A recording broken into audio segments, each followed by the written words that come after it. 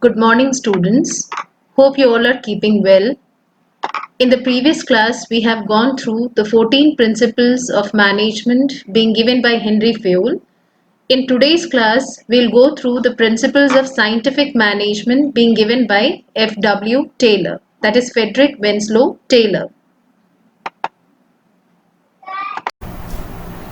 Before we start with the principles of scientific management given by F.W. Taylor, first we'll go through an introduction of F.W. Taylor. He was born in 1856 in USA and he started his career as a mechanist in Midway Steel Company and then later on rose to the position of its chief engineer. Taylor has given 4 principles of scientific management. He is considered as the father of scientific management. He has conducted his study at the shop floor level of a factory. Mainly, he has conducted his study on the workers who work in the factory at the shop floor level. The main concern of Taylor was to study the problems which are there at the factory level being faced by the workers and to find out the solutions to increase their efficiency and also to reduce the wastages in the factories to the minimum and how to make maximum utilization of resources. You'll find that most of the principles and the techniques which he has given that has been keeping in mind as to how to increase the efficiency of the workers. He has given the solution for increasing the efficiency of the workers, eliminating the wastages which are there in the factories, and how to make maximum utilization of all the resources. So when we'll go through the principles and techniques being given by Taylor, you'll be more clear about this. And because he had a scientific approach towards the things, he said that a scientific study analysis of each and every task should be done before coming up with a solution. That's why he is called as a father of scientific management.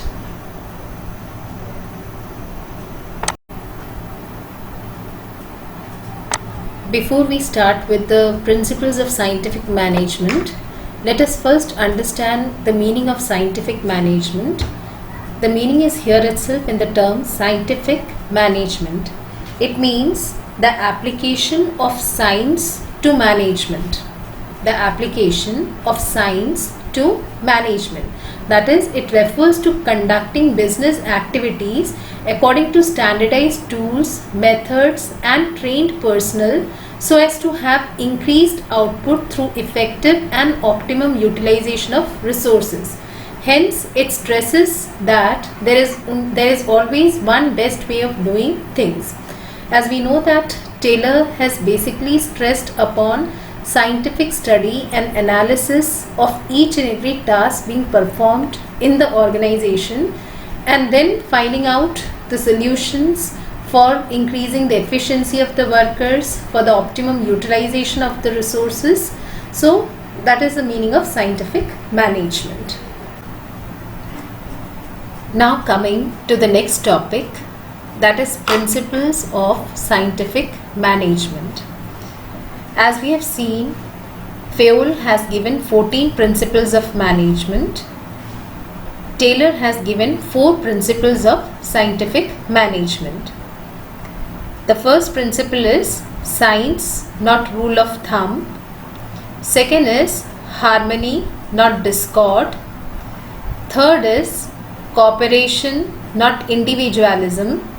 And fourth is development of workers to their greatest efficiency and prosperity. Coming to the first principle, that is science, not rule of thumb. According to Taylor, he believed that for every kind of work, there is one best method of doing it. He said that this one best way of doing the task should be developed through scientific study and analysis of each element of job. rather than going to rule of thumb method. Rule of thumb, or we can call it as, say, trial and error method or hit and miss method. So Taylor said that in order to get a work done, first the scientific study should be conducted. He said that the best way of doing the job can be found out by conducting scientific study and then arriving at the best way of doing the job, rather than going for hit and miss method or say trial and error method, where the manager, using his own personal experience or say judgment based on which, or intuitions, he applies a method. Suppose if it doesn't work out, he goes for another method. Again, suppose if it doesn't work out, goes for the third method. So he said that rather than going for the rule of thumb or trial and error method, every manager should have a scientific approach of doing the things. He should conduct the scientific study, find out the correct way of doing the task, and then apply it in the organization. Take for example, one of the technique being given by Taylor, that is time study, which we'll be studying later on. Now he said, like under that, say either the manager, based on his own intuition or based on his past experience, he may fix a time within which a particular task should be completed.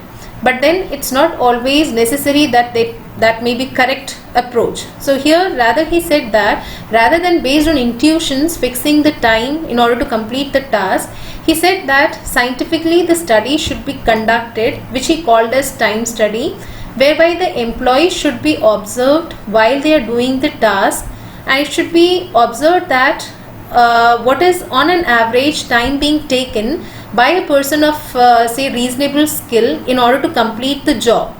And based on this observation, experiment being conducted, the time should be fixed. Say this experiment should be conducted, say time study should be conducted on a set of few workers, say 10 to 20 workers, and it should be seen that on an average what is the time being taken by them in order to complete a piece of job. And based on that, the time should be fixed for the workers within which they should complete the task. And that is what is a scientific approach of doing the things, rather than based on the personal intuition or personal experience of the manager. He should not fix the time. So that is what he meant here. He felt that for every task there is a best way of doing the job, which should be found out by using scientific study in the organization rather than going for rule of thumb. Now coming to the second principle, that is harmony, not discord. Now as the name itself suggests, here harmony. Here by harmony, Taylor meant that there should be a complete harmony between management and workers. That is, the management and the workers should work in cooperation with each other. And for this, Taylor introduced mental revolution. This is again a technique, that is how to achieve harmony between management and the workers. He suggested mental revolution. Now mental revolution means change in the attitude, mindset of the management and the workers towards each other. That is, where the management should think for the workers and the workers should think for the management. Say for example, if the workers will think that if they will work efficiently, that will help in increasing the production of the organization, and if the production increases, profit will increase, and if the profit increases, they will also be paid better wages. So in this way, if the workers think that if they will do good, if they will perform better, and that will benefit the organization, and ultimately they will also be benefited. Same way, if the management should also think for the workers, that is the workers, the management should think that if they will motivate the workers, if they will pay fair wages to the workers, workers will work efficiently, the production will increase, and if the production increases, the organization will get benefited. So here Taylor meant that there should be a complete change in the attitude of the management and the workers towards each other, where both should think for each other rather than just that is, they should not work in discord with each other, they should work in harmony. Then the third principle is cooperation, not individualism. Now this principle is an extension of the previous principle, that is harmony, not discord. Cooperation, not individualism, that is an extension of the previous principle, that is harmony, not discord. It also means, like Taylor here said, that the management and the workers, they should work in cooperation for achieving the common goals of the organization, and they should not think about themselves. They should think about the organization's goals to be achieved. Here Taylor has also emphasized that the management should welcome the suggestions being given by the subordinates. They should not close their ears towards the constructive, innovative ideas and suggestions being given by the workers. If you remember, this is one of the principles we have studied when we were studying the principles being given by Fayol. There was a principle of initiative, under which Fayol said that employee suggestions should be welcomed. Same thing is being given here by Taylor. Say at the lower level, the manager should welcome the suggestions being given by the workers. If any worker comes up with any innovative idea of production or any constructive idea, then the manager should hear to that suggestion being given. That is what Taylor has given here, and that will develop a sense of belongingness among the workers, that yes, they are also important, their suggestions are also being taken care of. So that will develop a sense of belongingness of the workers towards the organization, and that will also help in avoiding any kind of strike like situation. The workers will not go for strike, and as such they will work in cooperation towards achieving the common goals of the organization. Now coming to the last principle, that is development of workers to their greatest efficiency and prosperity.